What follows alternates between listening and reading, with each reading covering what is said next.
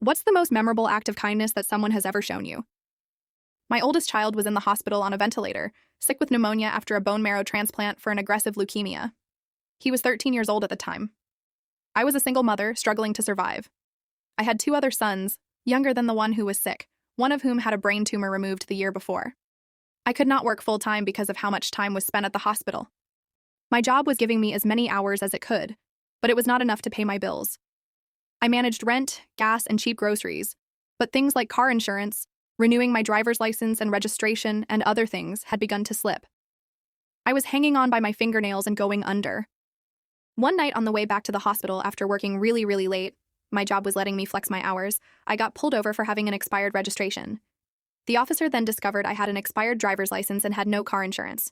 Obviously, I had no business being on the road, and he told me he was supposed to tow the car. I was exhausted to my core.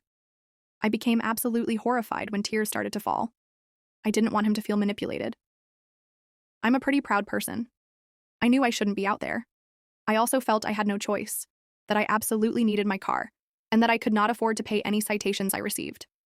The hospital capable of caring for my son was about 40 minutes from our small apartment, and my city doesn't have good public transportation. I had to be able to drive, so I just said nothing and struggled to stop any tears. I just nodded. I figured it was just another challenge I was going to have to figure out, and I had no idea how. He paused for what felt like forever at the time, and when he realized I wasn't going to say anything, asked me where I was going. I quietly told him. Headed back to the hospital. My son has cancer and is in the pediatric ICU. The officer had no reason to believe me. He thought for a moment more, then quietly handed my expired license back to me.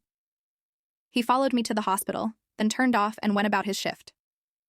My son died a few weeks later, in January 2007, just after Christmas. To this day, I wish so much I knew that officer's name. I still would like to thank him.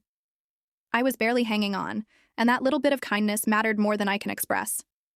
I was so poor, so heartbroken, and so hopeless. I will never forget him.